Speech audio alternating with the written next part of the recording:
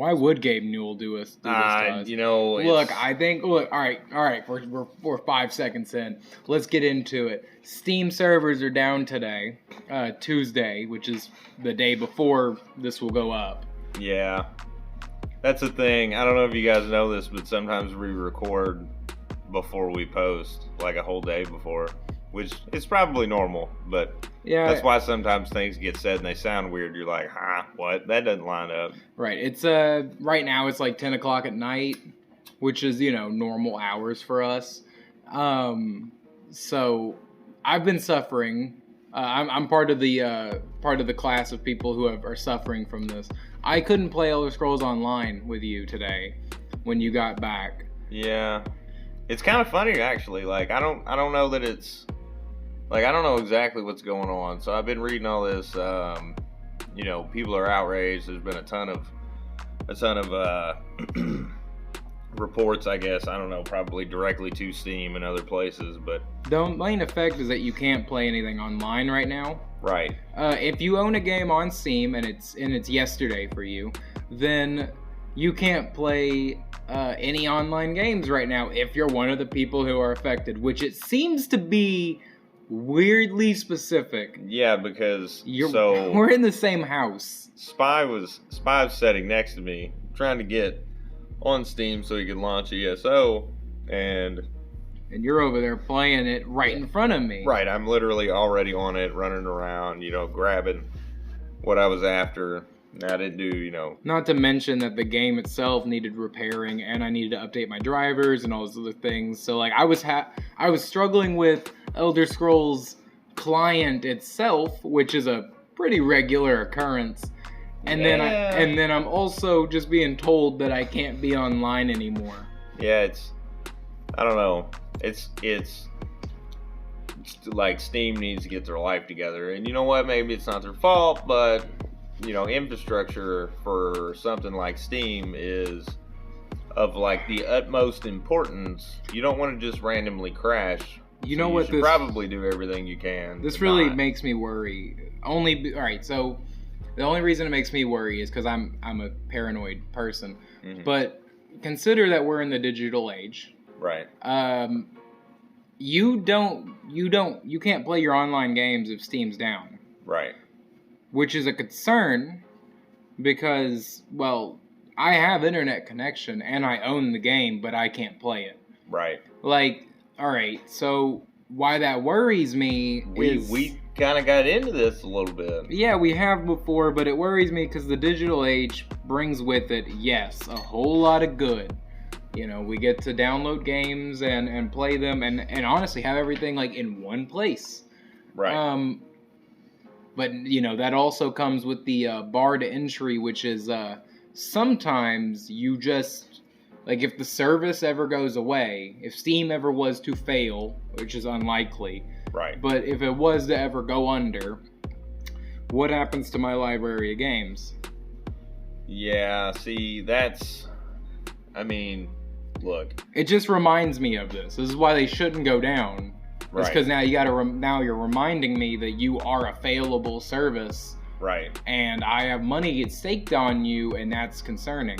Yeah, it is. It's highly concerning. Like, all right, from an objective standpoint, like technology fails sometimes. That's just, you might take something electronic right out of the box, and it just already doesn't work right out of the box. And I get that. I mean, that's even down to like motherboards and processors. Like they just sometimes if you've ever heard of the Silicon Lottery. Well, basically, if you have two of the same CPUs, one of them will probably be better than the other, and they're the same thing made at the same date, and it's because of like they call it the Silicon Lottery because like sometimes you're gonna get a perfect processor and sometimes you're gonna get an one. Yeah. So I have heard of that. I've just never happened to have heard it called that, but yeah, I mean that's a real thing. I mean, technology as it's going up in quality, but it's still fickle. Yeah, it is. Like, I mean, it's very specific parts that have to work together in a very specific way, and there's all kinds of issues that go into it. Too much power, not enough power, and then Are like this, is the soldering right? Is, it depends on what it is. There's so much that can go wrong. There is.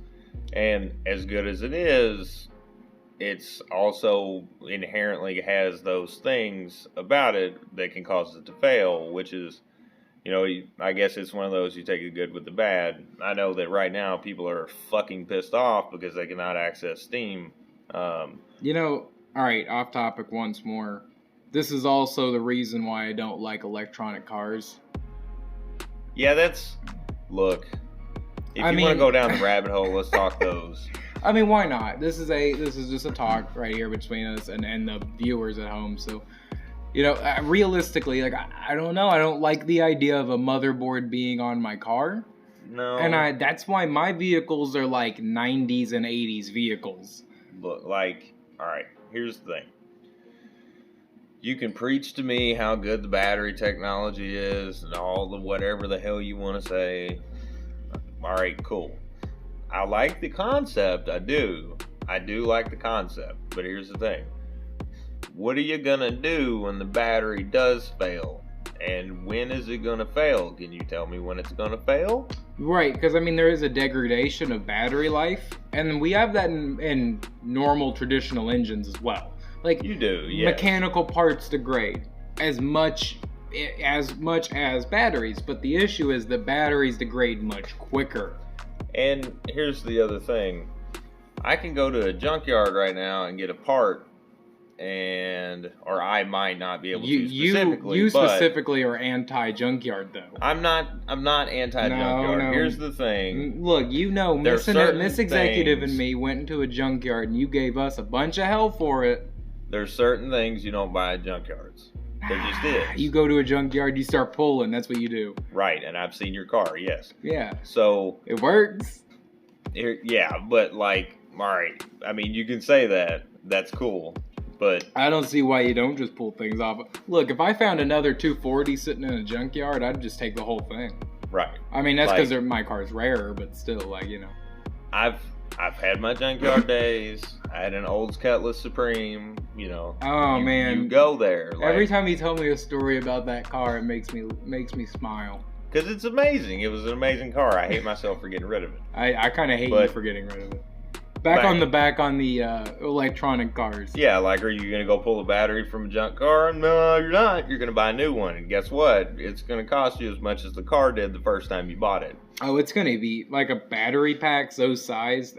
That's easily a $10,000 investment, which is why the rotary engine failed.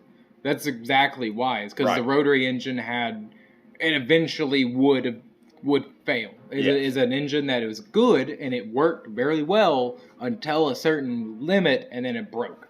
Right. Because of the apex seals on the spinning triangle, the Dorito. And so that whole thing, right? Cool Ranch or nacho cheese? You know what? I'd say nacho because it's fucking flaming red. Like that. Yeah. Those things get hot in a rotary. But either way, it's like that. Like the rotary engine failed because eventually it needed a rebuild. They weren't sustainable because of the manufacturing of them. Right. Which means that, if the Wankel rotary engine didn't survive, yeah, because of the same potential issue of an electric car. Yeah. Here's my main fear with it. How about we get good at making them first? How about we get good at all the technology that goes into it? Get good first. Then let's mass produce. Do you ever think the Cybertruck will actually come out? Look, when Elon Musk says he's going to do something, he does. Like, he made a flamethrower, and he called it not a flamethrower. Legally, it's not a flamethrower. No, it's legally not, because it's not a flamethrower. It's not a flamethrower. You can't say it's a flamethrower. It's legally not. That's fine. We're not going to implicate a flamethrower upon something that is literally saying it's not a flamethrower. It shoots flames. No, it shoots a controlled burn. And then he won the bottle flip challenge forever because he put a rocket into space and then caught it instead of letting it crash into the ocean like NASA has forever. So maybe it's not a great idea to catch a flying down rocket, but you gotta respect it. Yeah, the guy's bottle flip champion forever. I gotta respect it. Yeah. I don't like Elon Musk specifically. I think he's a bit of a. I know that's gonna put a target on my back somewhere. But I don't know. Not my kind of individual. But he does do good tech. Yeah, he does. Yes. Like I think it's the individual that of him I don't like. But it's not that I can separate the work from the art from the artist. So I can't dispute what he's done. He is very much aware of his position. Yes. In the world, right? Yeah, I get that. I guess I just so happen to respect that a little bit. Right? And I think it's just a personal thing. It's just a personal thing. It's not you. Yeah. Okay, sorry for doing it. Do you fuck with the war? I fuck with the. Are you a Viking? Do you steal people's land? Yeah. Do you fuck with the war? The main thing, though, out of all of it is alright, so while I'm talking about the Cybertruck, the thing that worries me is that like drag coefficients are a thing. Yeah. Alright, so an electric engine towing a camper or whatever is going to have like significantly less fuel economy. I say fuel economy, understanding it's not fuel, but it's gonna have a lot less mileage because of drag. Right. You mean the pyramid on wheels isn't going to be able to efficiently pull a load? I don't think it could pull a load big enough. That's cool. For real though, like it did get pushed back again. You know what? I think it's an always pushed back thing. So I know. Sorry, excuse me. I know this is a gaming channel, but Steam's down. If you didn't catch that already, for an oddly specific set of people. So yeah, I mean, look, I think this was a targeted attack against me. Probably. I think what they said, look. In general, people don't like spies. Yeah, I mean, I think Steam specifically wanted to fuck my day up.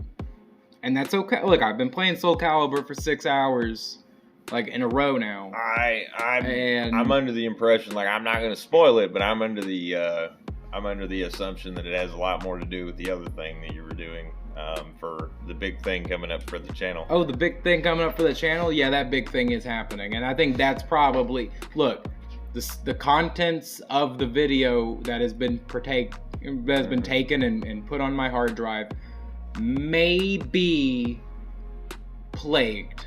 Right. They may be something they might be. The video itself, I would consider a grotesque form, an amalgamation of something that I used to love. So, I kind of understand why my hard drive's a little scared now. And I understand why Steam might just want to, basically I'm committing hard drive abuse, and Steam's trying to stop me. A little bit. You might have been 300 several different types of abuses. 380 gigs. 380 gigs. That's what it was, right? Yeah. So it's 380 gigs of footage and audio that have been done for this project. So anyone who watches this part will understand the struggle. I have nearly 400. It'll probably be more. I'll probably end up being at 400 before we're done. Yeah. And so there you go. 400 gigs-ish of just raw, untainted, well, very tainted gameplay of a dying franchise. Anybody that's paying attention should easily be able to know what we're talking about. But I'm hurting. It's not going to get spoiled. I'm hurting. It hurts me. There is a very big, much bigger in comparison to what we've done and a lot of things that I've seen. I know people have done stuff like this. It's gonna give me a heart attack if I have to. Look, we've gotten most of it together. Yeah. Not together. Let's be honest. This is Tuesday and we're not quite ready yet for the project to release when it should on Friday. That's why we're doing the talk Wednesday. But We'll get there. The only issue is I don't know if I want to even look at the footage, and I think you looking at the footage will corrupt you. No. Because you have yet to have seen that game. I'm well shielded. Well shielded against it because I already know. You have not yet have finished or really played the per said game. No. And that means that you have been protected. You are a protected class, Jack. Yeah. And now I'm about to really push you out your safe space. Nah. And then I think being a protected class gives me certain privileges. I think you're gonna really hate. I think you're gonna hate it. I think you're gonna be the flesh that hates. Yeah. Like you're gonna get violent about it. I'm gonna have to lock the garage door and keep you in here. Like, edit it, please. Just get it done. I don't want to see it. And you're just gonna be screaming and yelling. Like, it's gonna be bad. It'll be all right. That one character is gonna ruin your life. The plan is Friday to take place of the discussion video that we normally do. That's actually coming out today. I'll say this: it should be Friday, but like, there's a little bit of me, and it's a very, very loud minority in my soul. Yeah. Saying you should probably record just a little more, just to make sure you cover all your bases. But then the other part of me is like, do you really want to do that to your mind? Not really, no. No. And so... That's from an outside perspective. Yeah, like you... Alright, look, I've been messaging you while I'm doing it. And, so how did those messages, like, feel to you when you read them? I don't think you enjoyed it. So it was a scream. Right. Like this it's gonna come out and the entire audio is just gonna be the whole time. That's it. That's what we're gonna do. I think it would be okay given the content. So obviously something big is coming. Probably a lot bigger than anybody listening to this thinks. They gave up. That's what it is. They gave up. The thing about it is, so it is gameplay, but it is also... It's more of an analysis, I would call it. Yeah, it's definitely I would put it in the very long form review category. If you're interested in it, it'll probably it'll be like a Marvel movie length. Yeah. That's where we're looking at right now. Maybe more. So if you are looking for the next Marvel movie length YouTube video about a dying franchise, I know if the people who know already know what it is. Yeah. And if you're ready, if you want to see that, come back Friday. Yeah. Or hopefully, like it'll be Friday at latest. Like it'll be coming out on Sunday, Saturday. We're gonna try real hard, or me specifically is gonna try real hard to get it out on Friday. Yeah, you're gonna be doing most of the work on that, homie. Yeah. I'm not really gonna be able to do much on the editing side because, see, I really don't want. I want to avert my eyes. Yeah. Like the hard drive. This hard drive with 300 gigs is sitting right in front of us, and I kind of just feel sad for it. Yeah. It really paid the ultimate price. I mean, I think we should take the hard drive back to Best Buy and just say, look, this game touched it, and they're going to understand. They're going to give us a refund, I'm sure. I mean, like, who wouldn't? I think it's only fair. At least let me trade it in, you know? Like, I don't think they want to do a trade-in, though. Because, like, now they can't resell that with what's on it. Oh, wow. All right. So I was looking at some news topics in gaming, and something that caught my eye is apparently New Perfect Dark. It's been compared to John Wick, which is, to me, is a stretch, but I enjoyed the first one. You are very particular as a person. Well, look, the first Perfect Dark game had a sniper rifle that was an alien weapon. Ooh. And it was called the Farsight. So I've never played Perfect Dark. So, good, because, I mean, it's good and not good. Oh, okay. It's one of those, like, one of those flawed masterpieces. Yeah, so, alright, so you had you had 007 GoldenEye come out, right? And it's like one of the first like massive first person shooters. Like massively, like when I say massive, like widely known, right? I mean, everyone knows about 007. And then you had, at some point, you know, following, you had this game come out called Perfect Dark, and you know the premise was like it's a spy type game, but there's aliens involved in it, and so it's Independence Day kind of situation. Yeah, something like that. I don't remember the exact specifics because it's been, I can't tell you how many years, probably 2 decades since it came out. I mean, it's the same kind of situation with Turok. That was, I don't care who says what, Turok was a good game. You are adamant about Turok. Yeah, because here's the thing. All right, so everybody that games now pretends that all these games didn't exist before and they weren't good when they existed, but they were. They did exist and they were good. At the time. No, I mean, they're still good games. Just because time's passed doesn't make them not good games. I mean, look, like Morrowind definitely still holds up. I mean, I'm under the, like, there was a pause there, but it's because, like, I don't know how to say other than, like, if it was a good game, make your eyes bleed a little bit. I mean, like, if you want to play... that's just Morrowind. If you want to play Morrowind... Look, see, we're doing it again. We're back talking about Morrowind. God, this happens every time. So on the subject of Perfect Dark, so, like, it's bad because it did something, so, like, in multiplayer, in first-person shooter games... where you can set bots, right? And play against the bots, and you get to choose the difficulty and all this and that, and, you know, set up the team, right? So, when I owned the game, my brother and I, we would play the multiplayer, and like we spent hours and hours and hours playing this game. So we collected everything, all the weapons, all the different difficulties, because that's the thing you had to do. You had to collect you had to like prove you were good in order to unlock higher level difficulty bots, right? All right, so the reason I was sending a text there, by the way, I'm interrupting real quick. That's my old tank from World of Warcraft, and he's my cousin. And that guy sent me a text, and I was like, "Oh, you motherfucker! I ain't heard from you in a while. Yeah. How you doing?" And so, you know, I had to send him a message because I don't think he knows about the channel yet. So I was like, "Oh, I'm gonna send him a photo here, and then later I'll tell him that I've been doing this for like." 4 months and haven't heard from him, so. Yeah. Well, maybe we just got a subscriber.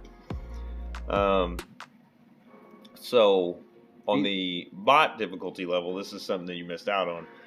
And I've not seen it. Maybe it exists. I doubt it, though, because it was so off the wall. So, there was like, you know, recruit, veteran, hard, whatever. Yeah. Like I don't know exactly with the terminology, but something that I will never forget and will haunt my dreams forever is there was something called Dark, and that was a difficulty level. Yeah, okay? Yeah. You've talked about this game with me, but I think once or twice. They can walk up fucking walls. How does that feel to you? Scary. Is that your lived experience? It's scary, man. Like, so I brought part of the reason I brought up GoldenEye is Perfect Dark revisited like the better known parts of GoldenEye, right? That's like interesting. In the multiplayer aspect. So you had the complex, which was a map in GoldenEye. So you could play the complex in Perfect Dark, and you could there were new places in the map that Perfect Dark added. There were like ledges and stuff, right? Or like places that had one access point, and if you got in it, you were good because you could see the access point and kill whoever was coming. Camping spot. Yes, camping spot. Camping Carl, okay? So, you get up there, Campers. And there's one way up, and you're watching the ladder that lets, other players and Sims, because they called them Sims in that game. They let other players, there's one way up. From the Sims. There's one way up, and that's it. So you're sitting up there camping, watching this, because Dark Sims are fucking hard to play against anyway. And I'm going to do it every time you say all of a sudden you turn around, and there's one standing behind you, and you're like, how the fuck that happened? Because you are playing on a difficulty at a time where games were unfair then. When they had difficulty like a slider or a difficulty choice, like if you picked the hard option, you were You're asking for punishment. You were really asking for punishment in that game. Like, I mean, Blood Omen didn't have. I don't think it had a difficulty, but Blood Omen was one of those games that I remember like beating the absolute hell out of me. Mm-hmm. And then Blood Omen 2 actually. And then like I just beat Baldur's Gate, Dark Alliance, and I was playing that on hard. Like recently again, like I'm replaying it again because that game's an addiction for me. And I was on hard mode, and I'm gonna be honest with you, that game was still pretty hard. Like it's kind of weird that like if you want to play a hard game, most of the time you're gonna play an old game, because old games didn't care. Like they were unfair. They did not. No. Like this was before we had like standards in the field of like games. So as well, so you didn't have set standards. Like not all Call of Duties were the same. Not all, you know what I mean? No. Like, all right. So this is what I'm gonna say. Games at one point were not made for everybody. That whole accessibility thing, right? Yeah, the specialty name thing that we went on about last time. Yeah, right. So games are not made for everybody to enjoy. Okay. Now you can't enjoy them because Steam's down.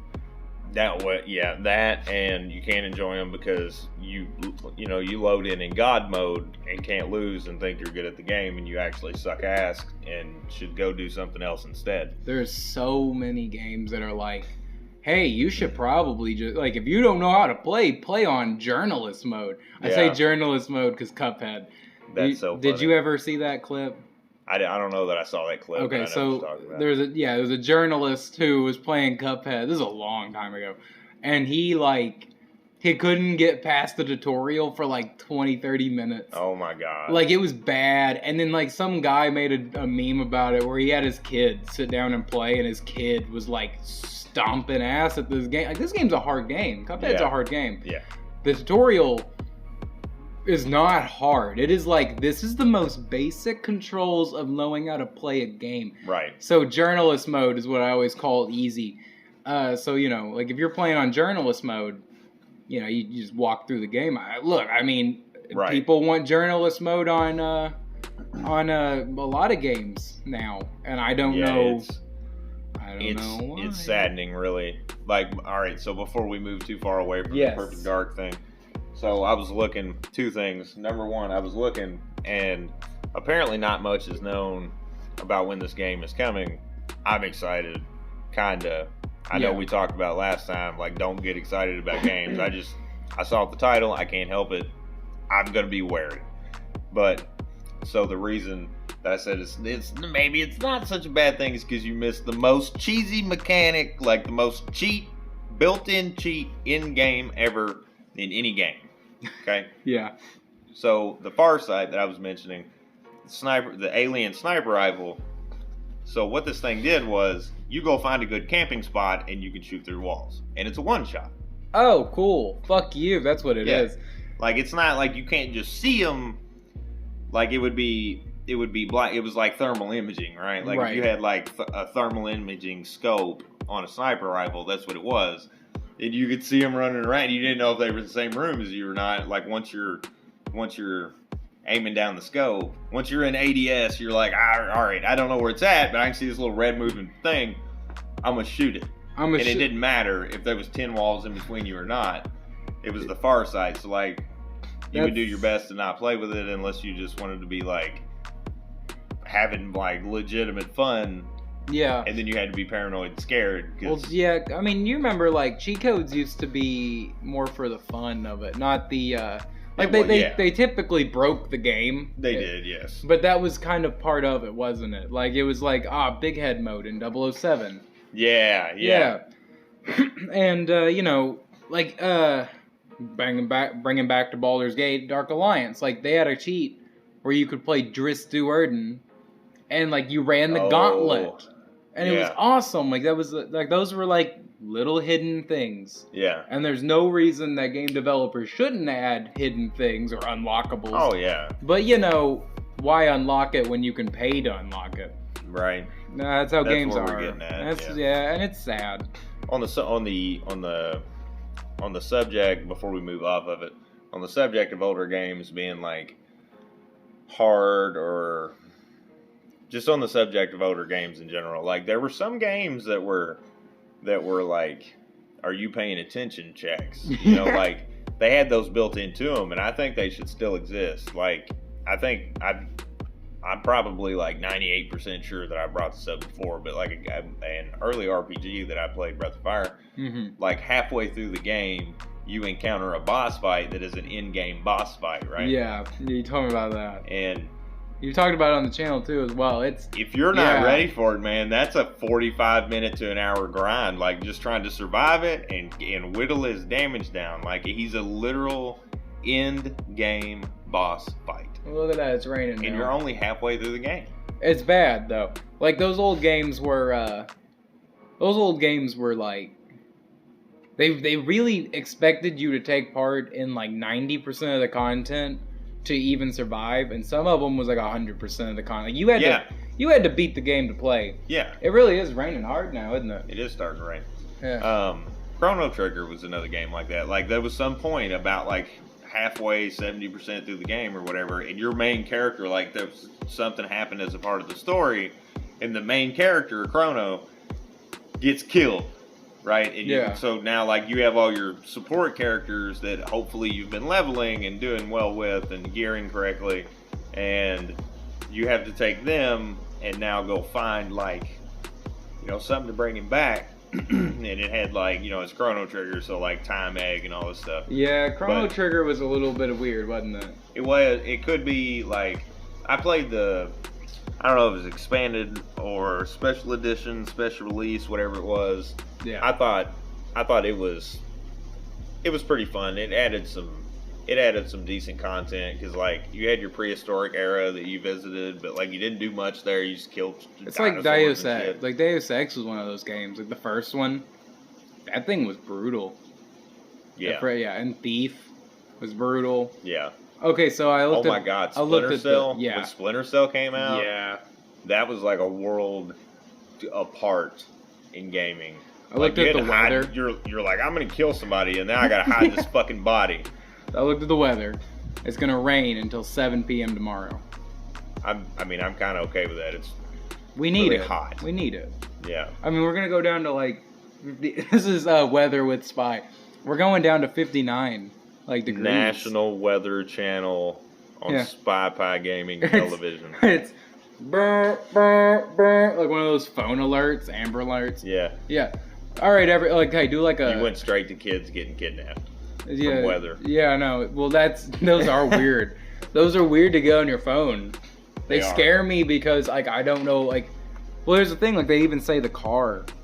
So like, and I know a lot about cars. So I drive around and like when I get one before I leave the house. Yeah. I'm like looking for that kind of car. Right. Because it's not like I'm gonna be the one to identify it probably, but I feel like if I can save, if there's something going on and I'm like. I think something's going on. I should probably be aware that something's going on in my town, or city or town, whatever. This place is so small, and 59 degrees Fahrenheit in the morning, or I say morning for me at 1 p.m. And right now, as of current, remember it is 10 o'clock. Well.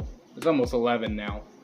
And we have a precipitation chance of 87%, a humidity of 93%, and a wind of 10 miles an hour. You did that very professionally. We also, going into the morning here, and around 4 o'clock in the morning, we'll have a precipitation chance of 100%, a humidity of 93%, and a wind of 14 miles an hour. Be careful out there, Jack, whenever you're going to work. By 7 o'clock... I never stop working. I don't have to leave here to work.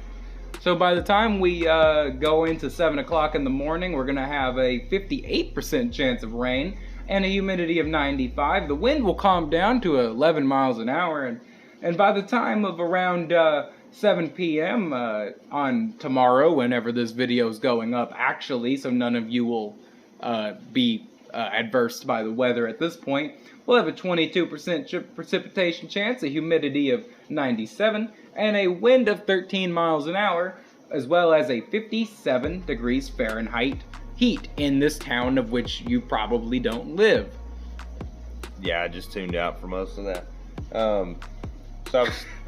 So I pulled up a thing on Apex Legends. If you haven't played it, get it, play it. It's awesome. It's one of the better. It's one of the better battle royale games. Yeah, you like them battle royale games. I don't like them all. Fortnite fucking sucks, and I don't care. Look, you can say that because it's true, but that doesn't mean that all the other battle royale games are good either. No, and I'm not saying they are all good. I like PUBG and I like Apex. I mean, those are the ones that I like. That's fine that you like them, because specialty. But at the same time, I got over them so quickly. Not every game is for everybody. I played with an old PUBG, raid by the way, guy. Is terrible on console. It's just terrible.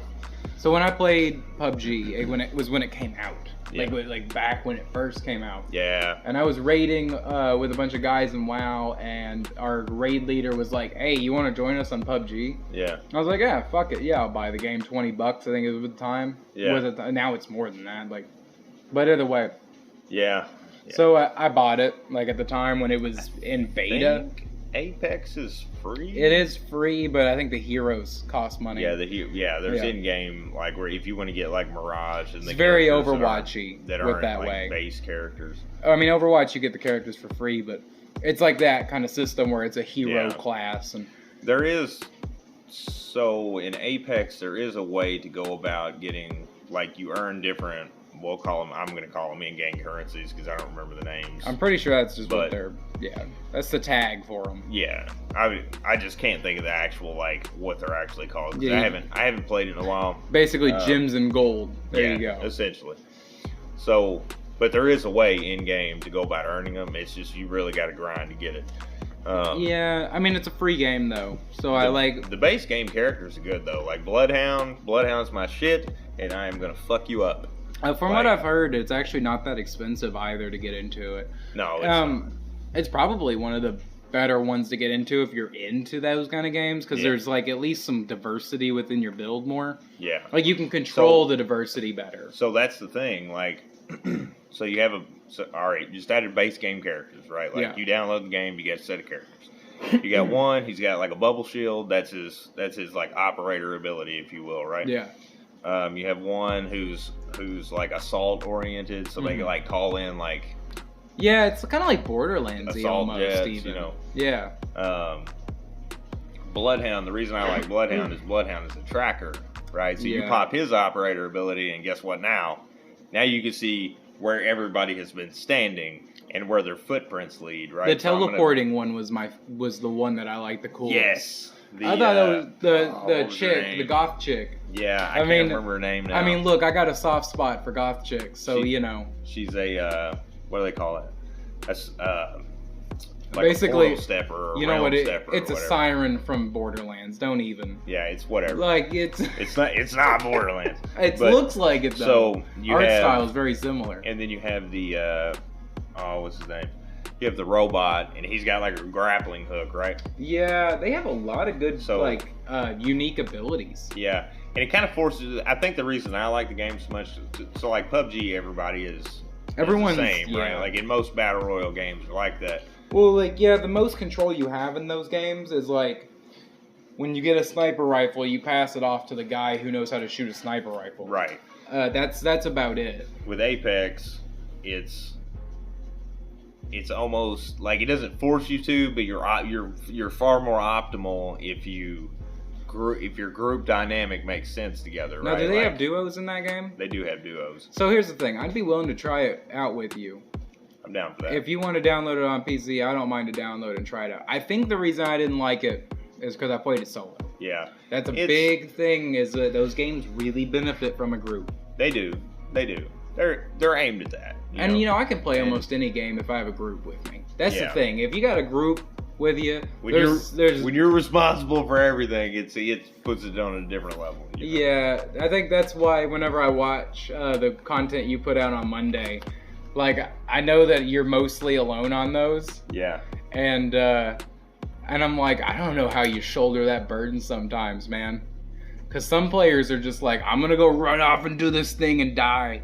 Learn something, get good, and then come back. Yeah. I think I heard that once.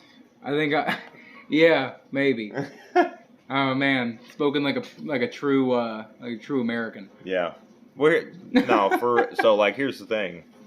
I came from an era.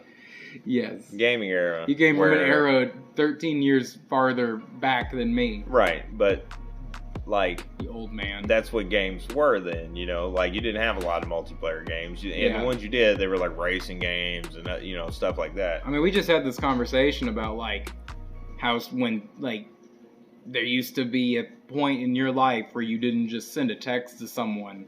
Yeah. And to me, I'm like. And it's funny because there's really not like that. So that speaks to how fast technology has moved. Yes, it has. Because. I mean, 13 years back, and you had to write a letter. I'm gonna write a letter to your manager. So you have to cut off 10 years of that, right? Because I wasn't doing that. You know, right. I was sitting around. I was going to school and playing video games. That's what I was doing. Yeah, because at that point, like when you were 20, I was 10. Right. Or I was 7 when you were 20. Right. So there probably wasn't as much going on like tech-wise during that period, but at that period I was playing Oblivion, so I don't even know what happened. Well, like, so it's really funny watching it, right? Because like I had a Walkman that had cassettes, and I know people are gonna be like, "What the fuck is a cassette? How you do? What do you mean rewind?" You know how I know about them? Because this town is so outdated. Yeah. But. I don't know, it's interesting to see it, right? Because it like went really fast from cassettes to CDs and from VHS to DVD, and then now it's all streaming. I still prefer CDs. Yeah, I really enjoy having a physical media. And the audio is almost always better. It's... If you have the right setup. Because it's not dependent on your bandwidth. Right. Right? You know how many times, like my truck... Like I have subs in behind the row, behind the main seating, and then I even went out and bought like nicer side speakers. Like, why do you do this, Spy? Because I am an audiophile, right? And I enjoy I want to hear the most minute detail. And I tell you this, I compare the truck to the car. I need to get the truck running for fall. Because the music plays so much better in a 1984 truck. Yeah. So, I don't know. I've done lost my train of thought, honestly. Well, you know what? Let's talk about the weather again. No, let's not do that. Let's not do that at all.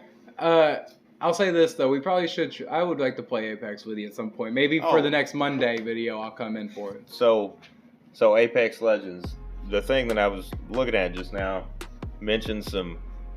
player versus enemy content, and I'm not real sure how I feel about that. Not in a game that was built on the back of a battle royal. Is it gonna be in the battle royale mode itself? Or is it gonna be its own mode? So season 5. Let's see here. See, I would say I'm okay with it if it's its own mode. Because that's a game developing. That's not a game taking away as much. You know what I mean? But if it's added into the core elements, I think it would take away from it. I think the main reason I didn't like Call of Duty Warzone is for that. It's because zombies were on the map. Yeah. So I'm not seeing... a distinction? Yeah, I'm not seeing anything... well, like just to be clear, they're on season 11. It does mention something that hasn't been seen since season 5. Seasons in these games, if you don't play the game, seasons in these games come around a lot faster than it's not one per year because this game hasn't been out that long. But no, it's like one every couple months or so, right? Yeah, you have a few months. You have They're usually set with the battle pass system. Yeah. Those things range from 12 to 18 weeks, something like that, or 12 to 16 weeks. So 3-4 months you get a season. So 2 to 3 a year roughly, at least 3 probably. But I would say you probably get a good amount for your money though. You do. You get a lot of stuff that you're. You get a lot more than Fortnite. guy. Dude, like, I don't even know how people play Fortnite. I don't, and that's the thing. Like, so I say it sucks. It probably doesn't, but it's definitely not for me. Like, I feel like there's too much going on. I don't understand why there's a building aspect in a game that is what it is at its core. Yeah, well, it comes from when it was actually a PvE game. Right. Did you know that Fortnite's original development was a, like, basically make a base and defend it game? I did not. Yeah. So it was a defense management game when it first was announced. And they just never got rid of it. So when you used to buy, like when you bought it originally, yeah. So it came out way before the Battle Royale mode came out. Right. And then like everyone forgot it existed, like immediately.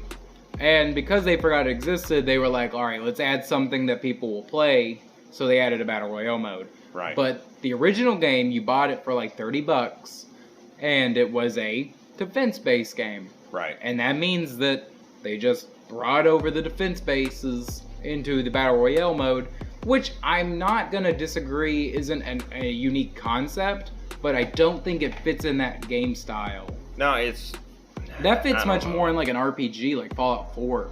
Yeah, I understand there are people that play the game that are very top-notch players, right? Because like that's one of those games that it's like Call of Duty. They have world championships, right? And there are some really good scenes where like you have people who can build walls right before a shot goes off and stuff like that. Like it's impressive that they can do it. I still feel like the mechanics a little bit. I just feel like it's clunky. Like it's it's a personal thing. I guess it's just a personal thing, not you. There. I don't know why it's there. It's just a personal thing. It's not you. Yeah. Okay, cool. We've been on a Lil Dicky kick. Lil Dicky is always in the playlist. Don't even. Yeah, it's. Do you fuck with the war? He's just too funny not to listen to. Everything in life has purpose. Let's see here. That song is something of just pure like insanity and love, and I love it. I think it's passion. Bethesda Indiana Jones game could be Xbox answer to KOTOR on PS5. That's the headline from Game Rant. That is bothersome. Those things aren't the same. One of these things is not like the other. It's the end of the world as we know it. Oh, it's gonna be. Hold on.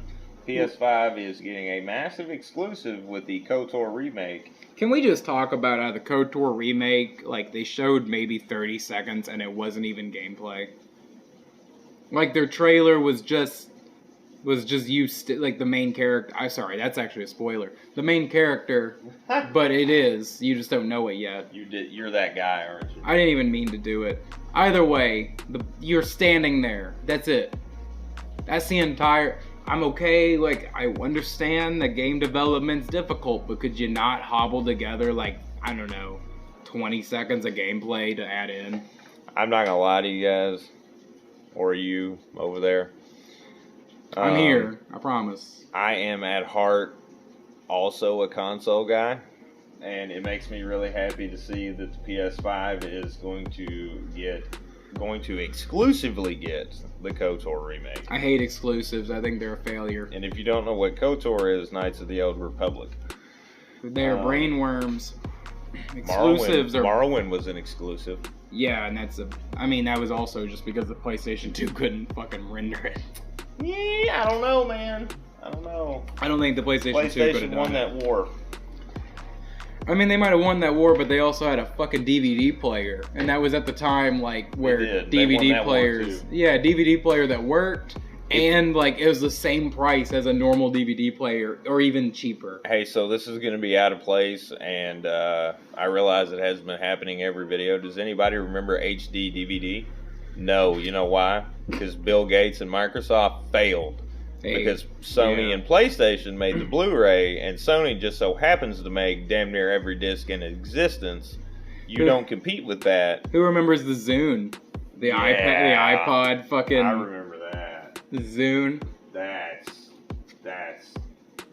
They tried to take on Apple, man. I feel like you shouldn't remember that. I shouldn't, but I do. Hey, Red. I remember a friend of mine in elementary school had a Zune. Hey, so Red Dead Online is currently giving out double XP for Ember of the East opportunities. I don't even play that game, but I've always been interested in it. Yeah, I've not. So, like, I know about, like... It's Cowboys, man. It's Cowboy GTA. So it is in the line of, like, Red Dead Redemption and all that? Yeah, they have a good story behind it. I mean, the first one was... I played that one on Xbox 360, and that one was, like... I mean, let's be straight up. It was GTA 4, but with horses. Yeah. And this one's just GTA 5 with horses. So it's Grand Theft Horse. I mean, I'm okay with that. I don't see a problem with that. No, I know a lot of people that do play the Red Dead Redemption. Yeah. Like, it was a big thing in the people, or amongst the people that I know. I mean, you can even skin animals, and it's pretty gruesome. Like, I've seen a lot of footage. Like, I watch a lot of stuff on it for someone who doesn't own the game. But, I mean... I have a, and this is weird to say, but I have a far affinity for cowboy stuff. Like, I love cowboy stuff. I love Western movies so much, and if you start giving me cowboys in, like, anything, I will watch everything about it. Like, cowboys are just so cool. And you can tell me that is, like... you know, an outdated, like, movie type and stuff like that, but, like, cowboys, man, they got fucking revolvers and Western hats and, like, you know, back in, you know, I grew up with, like, watching the Andy Griffith Show, and I always wanted to, like, you know, and stuff like that, and then, you know, you also watch, like Grandma and Grandpa loved those Western movies, so, for console people... Here's something. Sony has apparently addressed the CBOMB issue with the system clock. I'm going to try to start Steam while you're talking. I know it's probably not going to work because of that footage. Don't even worry about it. I just said it out loud so your computer could hear it. So for anybody who doesn't know, the CBOMB issue is where there's an internal, like, hold on. There's an internal clock battery that what it does is verifies whether or not a PS4 owner can play the game, play whatever game they've put in. So Sony has come out with a statement, I guess a lot like Apple and some other companies, where there's not going to be support for older systems anymore, which kind of scared PS4 owners, as there is this fear marketing CBOMB issue, and what it does is sometimes it causes issues verifying whether or not a game can be played, and what it really is at heart is a security thing to keep exploits from happening. Apparently there has been a firmware update that fixed the issue. So here's my thing about it all, right? Have you seen the new prices of PlayStation 5 games? Also, Steam did start. Good. Yeah. So now you're on my level. Yeah. So $80 is the new price. You're C class now. Yeah. Yeah, I'll work with that. I'd rather be C class than D class in the SCP universe. D class, yeah, that's not cool. Where I showed you one clip of, and it just absorbed our lives for a month. It did. I'm still absorbed. I'm still a little scared. It's like, real funny. Look, it's funny because we talked about like a joke about it, right? Yeah. But it still kind of scares me a little bit. I might be a little bit of a scaredy cat, but like, I don't know, man. Yeah, but no.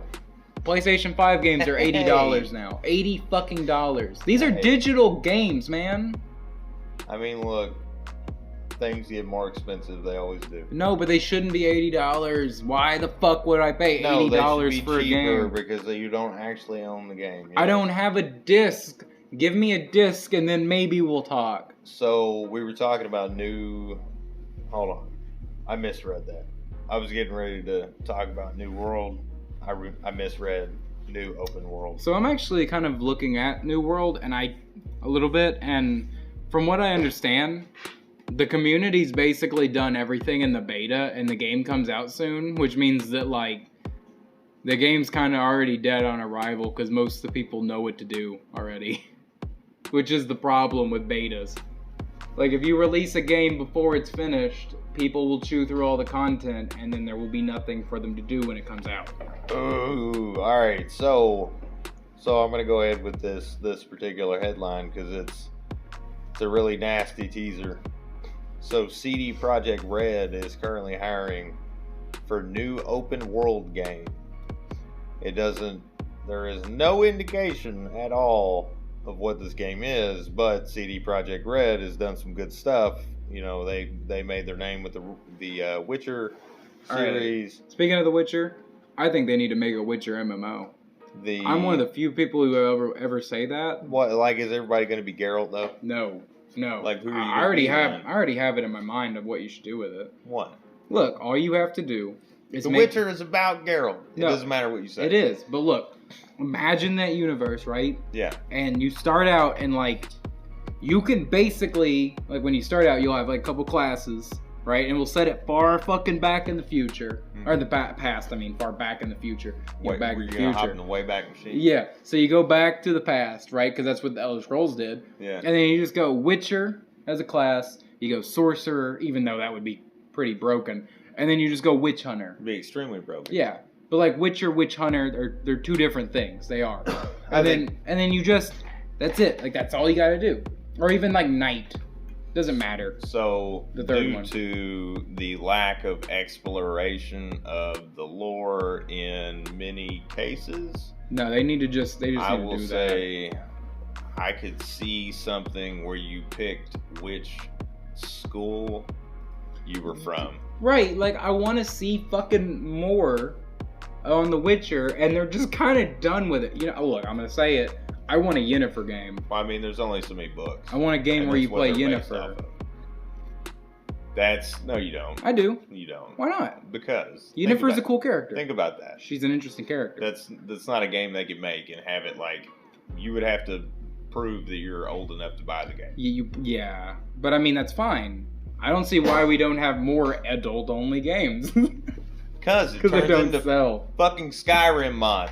They do. But I mean, look, Yennefer is a good character, and I would like to see a sorceress character be portrayed in a Witcher game. I know that I'm one of the few people who say that because a sorceress would make literally every single bit of content like obsolete instantly because they're a sorcerer. But still, you know, I don't know. I just want to see more. I want to see more, and they're thinking Cyberpunk right now, and that's okay. But they're really lagging behind on Cyberpunk, and I just don't like that. Like, I'm not even... Look, I own Cyberpunk, and I'm not downloading it again until it's, like, for real fix. Asmongold took a break. Really? Well, that's not anything new. He takes a break every, like, 4 months. Which is... Because he goes on hiatus, like, a lot. I get why, though. I mean, I understand why. He does a lot. This time it's because his mom was sick. Oh, that sucks. Yeah. You know, him and his mom have such a good relationship on, like, stream and stuff, too. Like, you see it. Well, and he talks so nice about his mom. I know he always says that he lives with his mom. He doesn't live with his mom. He stays with his mom for, like, medical reasons, I think is what his opinion was. Yeah. Or his look on it. And that's really sad, you know. I really wish best wishes for both of them because Asmongold is a great content creator, and like his mom is a big part of the stream because he often like talks about her, you know, like he has good memories of his mom and his dad too. So that sucks. Oh wow. Yeah. What is it? So his when he goes on hiatus, it's for a long time. Yeah. He typically takes a good couple months at least. And, yeah. And that's just how he is, though, and that's because he's a gamer first, you know. Yeah. And I'm sure his his style of content being streaming and being so popular He kind of it kind of allows him to take that. You know what I mean? Look, I know that we talked about we're not going to talk as much about. The SEC is going after Blizzard now. That's two listen. government agencies. Listen, the chief legal officer left the company. Yes. Yeah. Okay. I told you this earlier. I sent you a text about it. Yeah. All right. I don't even know where to start on that. Like, do you know how much paperwork this man has been managing for like 2 years? Yeah. Like, he's been investigated, like, the company, and he's just the legal guy. Yeah. Like, he probably he's the guy they talk to. He's likely the guy that, like, he either knows too much or too little, right? But likely he knows what goes on, and he has to relay that to the government, right? Yeah. So for like 2 years, he's been investigated by the DFEH, and then for 1 year, he's been investigated by the SEC. So there's two government agencies. The amount of paperwork that man must like endure daily. Oh, no. Hold on. It's a woman. It is? Claire Hart, Yeah. the chief legal officer. Badass. She announced the news in her LinkedIn feed. And guess what? What? She left on her own. Oh, I would too if I was her. Basically, it sounds like said, fuck it, I'm out. She definitely, like, should leave that shit. Yeah, no. Fuck that. Not implicated, though. Here's the thing, though. Like I was saying before, like, the amount of paperwork she probably has to handle is ridiculous. So, the list of people that it left so far includes these individuals. Former President J. Allen Brack, former head of HR Jesse Meschuk, the former director of Blizzard's upcoming Diablo 4 Jesse McCree. Oh, great. McCree's departure is especially noteworthy because characters named after him, including the Overwatch character, got renamed. Are slated for renaming. Yeah, they're just because that fixes cube crawling. They're really just cutting ties, man. They're just cutting everything. They are in a world of hurt in their own making, being investigated by two government agencies, and they're just collapsing in. So we got another Amazon on our hands, and this is so. Like, I wanted to say something about this, but I know we also talked about not overly talking about it because... Well, it's at the end of this video. Like, it's a thing. I mean, it's a thing, but we've definitely harped on it a lot, and at this point, it's like... It's Activision, it though. Is. Like, they're so big. Like, it's Activision. How do you not talk about it? It's not only just that, though. Activision owns the consoles because of Call of Duty, but, right. like, it's Blizzard who's the PC guys. Like... Yeah. No, this is a thing for everyone. Activision is like is one of the largest umbrellas in the gaming industry, like ever. Yeah. And possibly ever will be. You know, like. So, you know, Bobby Kotick got a subpoena to release information between him and the president, J. Allen Brack of Blizzard. Good. And it's funny because you know that these two guys, like, during all this were probably, these are like really, really wealthy people. And that's not to say that wealth is inherently evil or anything, but you know, these are wealthy people who have done horrible things to get to their wealth, and they are like, you know, in close quarters, they're just like, they ain't gonna do nothing. Well, all right, so out of successful people like that, you really do have two breeds, right? Like, you have those people. And they give everyone a bad name because then you get the impression, and I'm guilty of it just as much as anybody else, but you get the impression that, you know, everybody up there, like, if, like, I'm going to pull the trigger and step over bodies to get where I want to be. I haven't said that in a little while, but, like, I'm saying it now. There's a couple mindsets that come into this, and... There are people who just do a good job and they get there, but they get tainted by people like this. So the reason I brought this up, you know, aside from the chief legal officer leaving, is Activision Blizzard is actually in another big lawsuit with the ABK Workers Alliance, which is going before the National Labor Relations Board because they're being accused of coercive tactics and union blocking, which is illegal. It's on very so illegal. many levels. It's very illegal. It's so illegal that these are like the most basic laws you know if you start a company. Like prior, and this is so like these things are prior to this lawsuit. Like people were saying this. They were talking about their frustrations with the CEO, your favorite guy in the world, Bobby Kotick. I hate him. I'll just say it. I hate him. He ruins shit when he touches it. Well, and so in line with what you're saying there, these people were complaining that he just like oozes toxic workplace. I believe it. Like, dude, he literally can't get dates because people see that people have photoshopped his head with devil horns on. Yeah, all right, look, so I'm going to dig in a little bit. Here's the thing.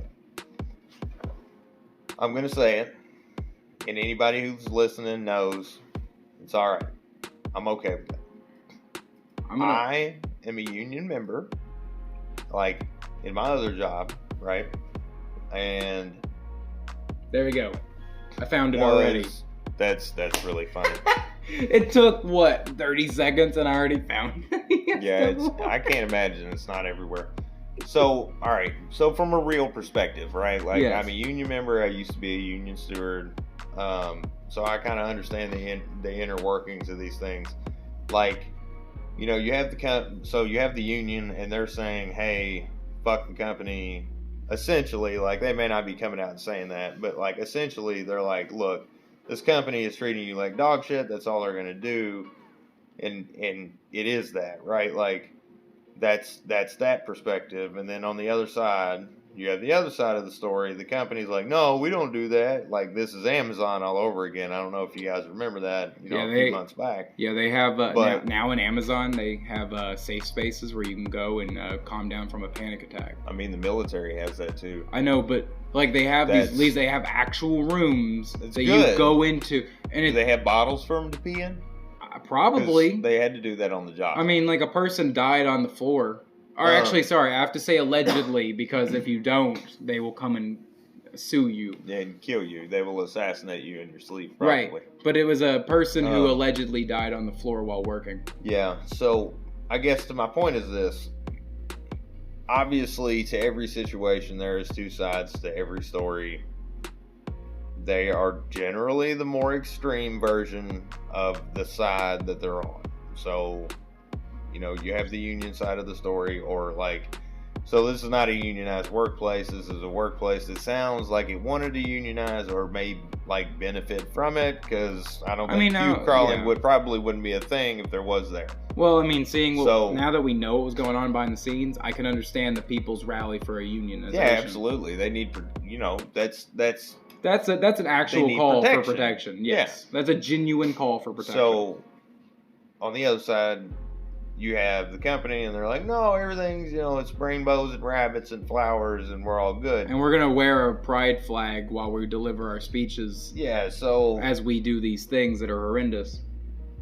Somewhere in the middle ground is what actually happened. Like, yeah, I'm going to guess, and it's a really educated, like, really well-educated guess, okay? Because...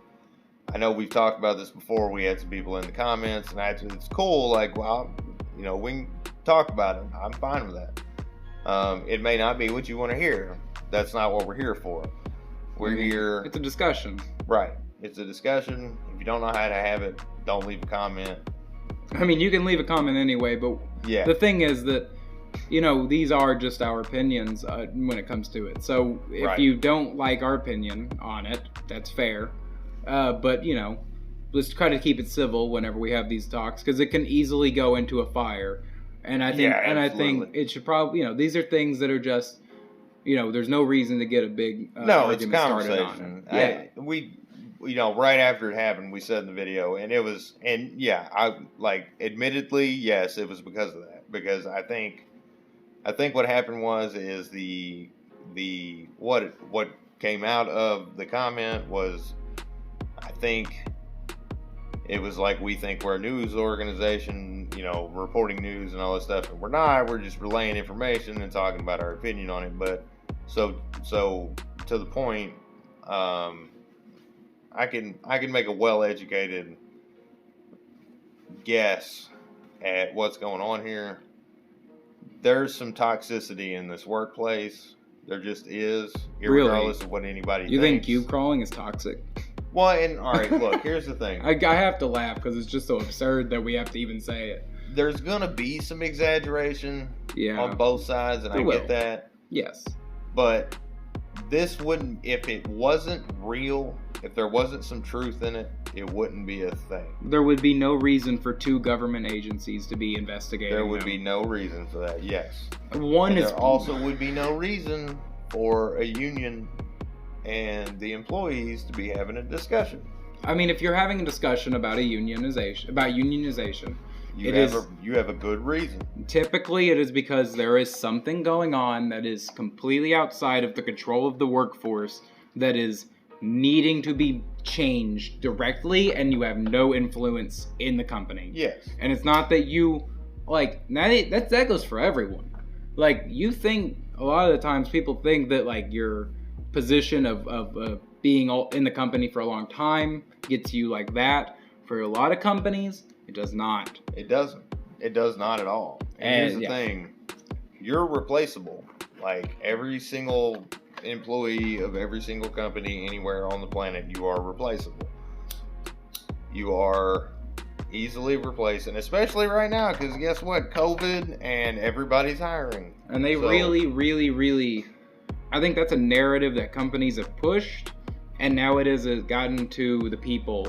And now we believe we're replaceable at companies because they've pushed it so hard. But that's what's... It is. That's where all this stuff got, was born out of. Like Ford, Motor Company, and the earlier industry didn't necessarily treat their workers right. Right. I get it. Like, they came together and they were like, you know what? Look, we're not going to take it. Like, that makes sense. Like, why would you get shit on every day that you go into work? Like, you have to go there, and now you have to go there to get shit on. That's really not okay. It's no way to live. So it's demoralizing. Yeah. Like, and I've worked at companies that I feel like it is a demoralizing experience. It is. And I have had the exact same experiences. Like, it's... Many people have had that where, you go work at a factory or food service. Oh, man, that's the worst. Restaurants are something that people don't understand. Like, people get mad at sitting in a McDonald's line and they have no fucking clue what's going on inside the store. Like, I've said this before, but, like, if you're wearing a McDonald's uniform, to the broad masses, you're not a person. Mm-hmm. And to your own company that you work at, the own store, you're not a person. You are a tool for production. Right. And that's how those workplaces operate. And that's why if that is how a lot of these places operate, which is a lot of times true, which is that people are replaceable, and then conditions even get worsened with sexual harassment, then I would say that, you got a pretty valid claim for unionization. Yeah, it's Activision Blizzard is just, they've gotten into a real weird spot over some things, unknown to the public that have been going on for quite some time, apparently. And now they're in a real tight spot. And that's what's happened. Like, I'll say this, personally, I'm not really for or against unionization. I kind of lean in the middle for it. I believe some industries may benefit from it where others don't. But overall, I can understand, and I want to stress this part, is that the people who are getting these awful treatments, allegedly, I have to say that part, but it is pretty much set in stone at this point almost. And there's some truth in it. There's some truth. Regardless of what you think. Because it wouldn't be where it is if there wasn't. But nonetheless, I think we have to look at it as a person, the people inside, and I can, and even still, as someone who's on the fence of a union idea, I can fully understand the mental, the way they think about it, the way their minds put this together and say, we probably should unionize, and even if it's a disagreed opinion in the office, mm-hmm. I think many people will come to the realization, or the the acceptance of it due to the fact of the poor treatment. Yeah. And it's one of those things that the people themselves feel the pressure and they have to do something about it, and I understand that. Alright, so I'm going to give my spiel real quick, and it's not going to be a union sales pitch or anything like that. Yes, I'm in a union. So, here's the thing. If you either are an agent of the company, which means management, CEO, whatever. If you're an agent of the company, which is somebody who doesn't own the company, but acts in the owner's interest, or if you own a company. If your company's doing right, treating its people right, you know, the employees, the workforce that makes you be able to operate and profit, okay? If you are an owner or an agent of that company and everything is going kosher and you're doing right by your people, you probably don't have to worry about this. If you're Activision Blizzard and letting people cube crawl and getting drunk on the job, now you got a different story on your hands. Like, it's negligence. The company did not get successful on the backs of nobody. Like, that didn't happen. No, it was us paying $15 a month to them. Well, it was its customers, and guess what? Like, nothing would have made it to the consumer without the people that work there. Yes. So, yes. Ultimately, yes.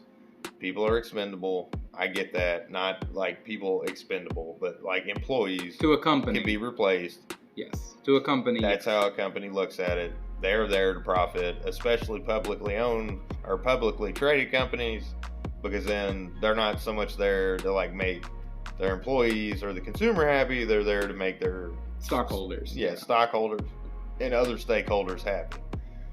So, it gets kind of finicky. There's a lot of like details and stuff that go into it and get involved and all that, but ultimately, like, this situation is degraded into such a fucking clown fest that it's kind of crazy that such an icon in the gaming industry could get to where it is right now.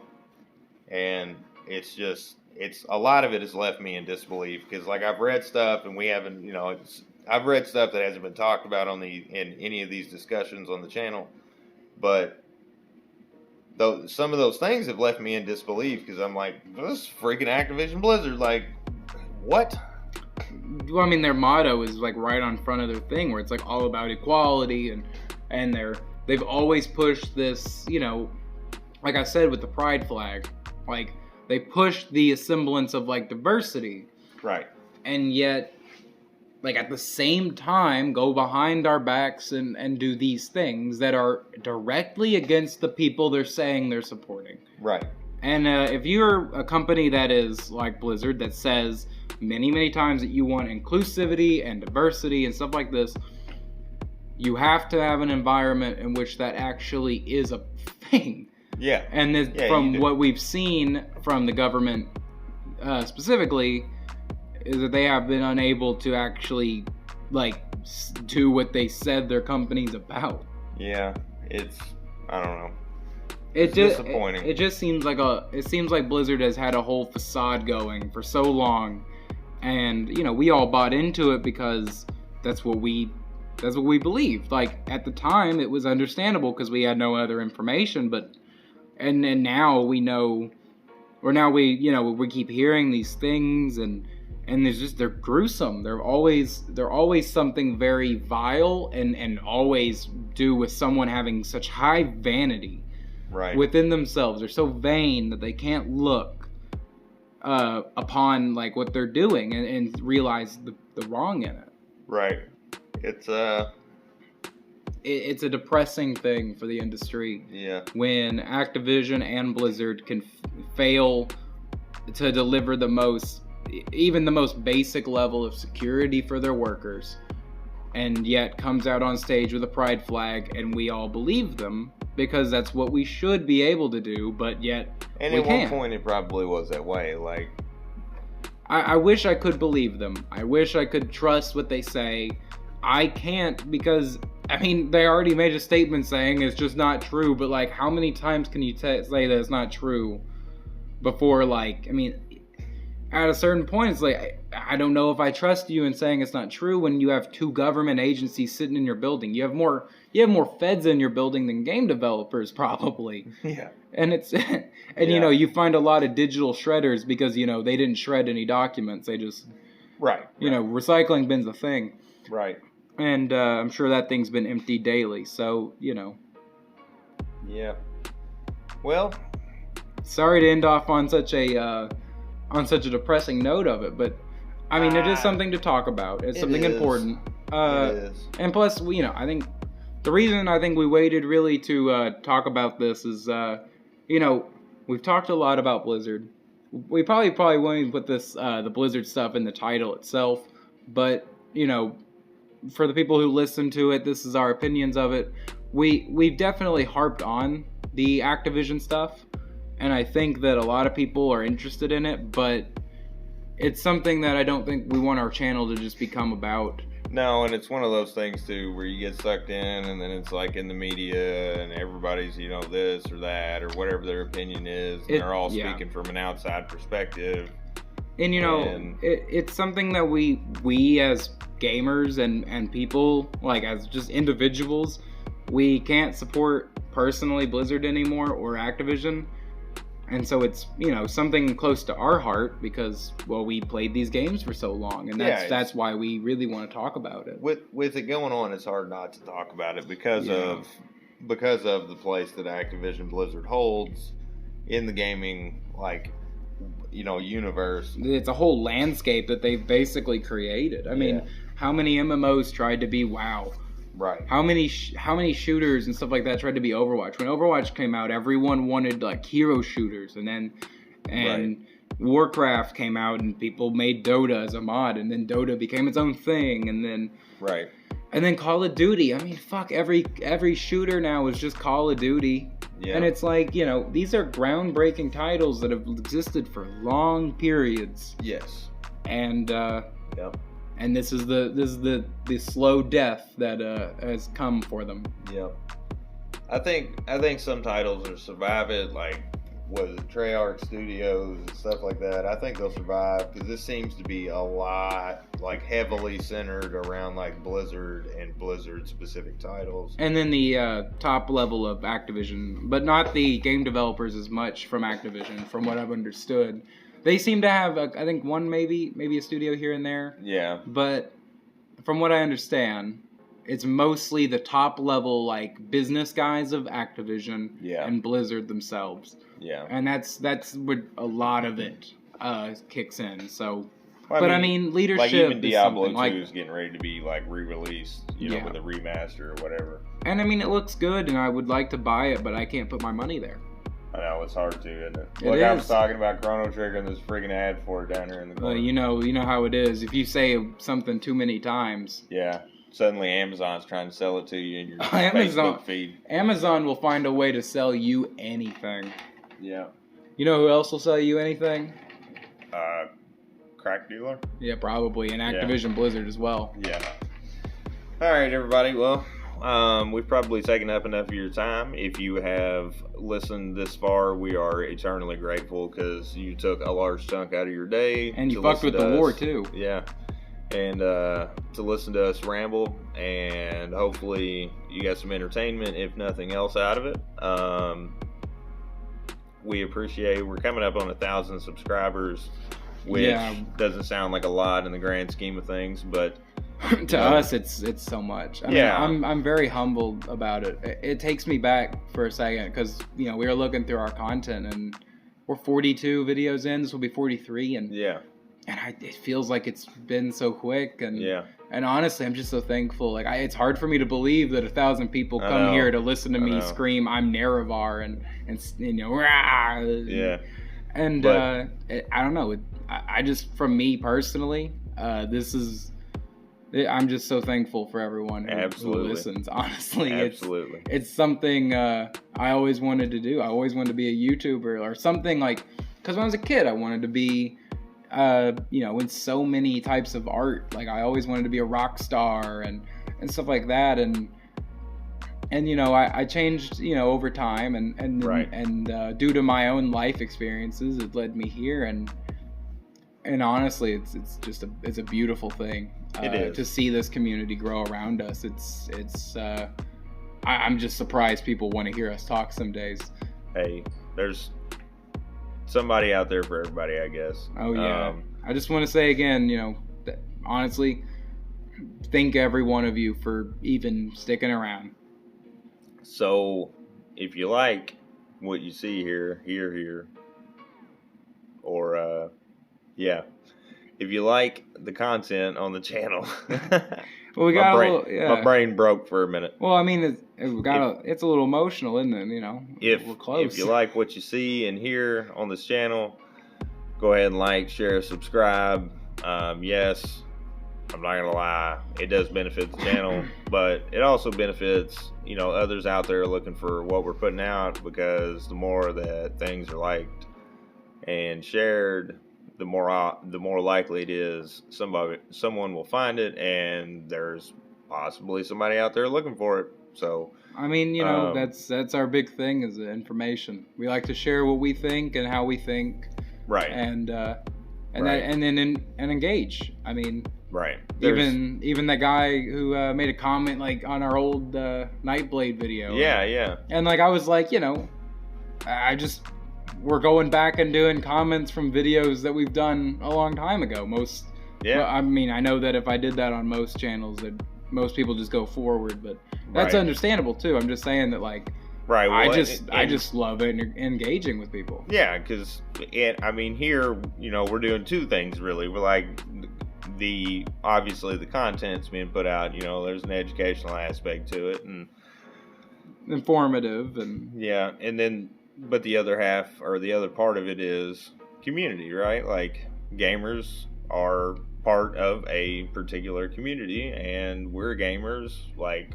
We're doing what you're doing. We're playing video games. We're not, the elitist, know everything about everything. But I mean, look, sometimes I get a little elitist in games. I'm not gonna lie. Yeah, but I mean that's to be said about any game. We can't deny our nature to.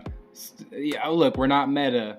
But sometimes you just want to do real big damage, more damage, bigger number. Yeah. Big number, barbarian hit, hard, boom. Yeah. Oh my, I'm gonna be talking about barbarian mindset pretty soon. Yeah. All right. Well, that's gonna be it for this video, and don't forget to subscribe to the channel. And make sure notifications are on. That way, whenever we drop new content, you get notified immediately. And don't forget to click the bell icon next to it as well. We've been forgetting to say that, but no, that is something. Yeah. Yeah, that's what I'm talking about, is the notifications. Make sure you have that turned on. That way, when new videos release, you get notified and are aware immediately, instead of just randomly, you get on YouTube and there it is. But you do it however you want to, I guess. But thanks for sticking around, and we appreciate all the support on this channel, and we will see you guys in the next video. We'll see you later. Bye. So you're from Minnesota. Only thing I know is that it's cold, so break it down. How's it compare to living in LA? Oh, I can't compare them. They're so different. You know what I'm saying? It's like apples to oranges.